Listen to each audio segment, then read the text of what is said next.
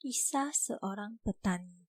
Suatu hari, beberapa pencuri setelah mencuri benda-benda berharga dan sejumlah uang dari rumah orang kaya, melarikan diri ke suatu ladang.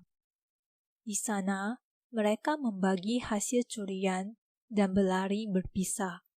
Tetapi, sebuah bungkusan yang berisi uang yang berjumlah banyak terjatuh dari tangan salah seorang pencuri dan tertinggal di belakang. Tidak ada yang memperhatikan. Keesokan paginya, sang Buddha yang sedang mengamati dunia dengan penglihatan supranatularnya, melihat bahwa ada seorang petani sedang bekerja dekat ladang tersebut, akan mencapai tingkat kesucian Sotapati.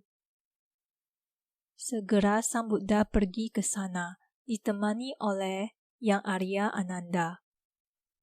Petani tersebut ketika melihat sang Buddha memberi hormat, kemudian melanjutkan kembali membajak sawah. Sang Buddha melihat bungkusan uang tersebut dan berkata, "Ananda, lihatlah seekor ular yang sangat berbisa." Ananda menjawab, "Ya Bante, itu benar-benar seekor ular yang sangat berbisa." Kemudian, sang Buddha dan Ananda melanjutkan perjalanannya. Petani itu mendengarkan percakapan tersebut di atas. Ia pergi mencari apakah benar ada seekor ular dan menemukan bungkusan yang berisi uang. Ia mengambil bungkusan itu dan menyembunyikannya di suatu tempat. Pemilik barang yang dicuri datang ke ladang mencari jejak para pencuri. Ia menemukan jejak kaki petani. Kemudian, ia menemukan bungkusan uang. Ia menangkap petani itu dengan dakwaan sebagai pencuri dan menghadapkannya kepada raja. Raja memerintahkan orang kaya itu untuk membunuh petani.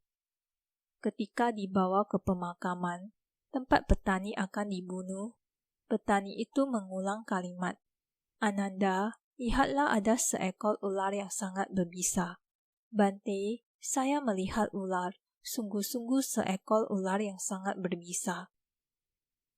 Ketika pegawai raja mendengar percakapan antara sang Buddha dan Ananda diulang-ulang selama dalam perjalanan, mereka kebingungan dan membawanya menghadap raja. Raja menyangka bahwa petani itu memanggil sang Buddha untuk dijadikan saksi. Beliau kemudian meminta kehadiran sang Buddha.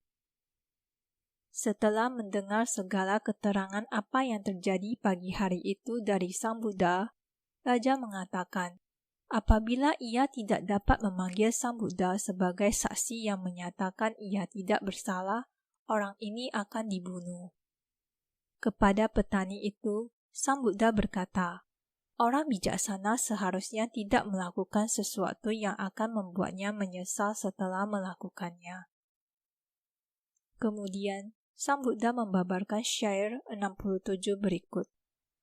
Bila mana suatu perbuatan setelah selesai dilakukan membuat seseorang menyesal, maka perbuatan itu tidak baik. Orang itu akan menerima akibat perbuatannya dengan ratap tangis dan wajah yang berlinang air mata.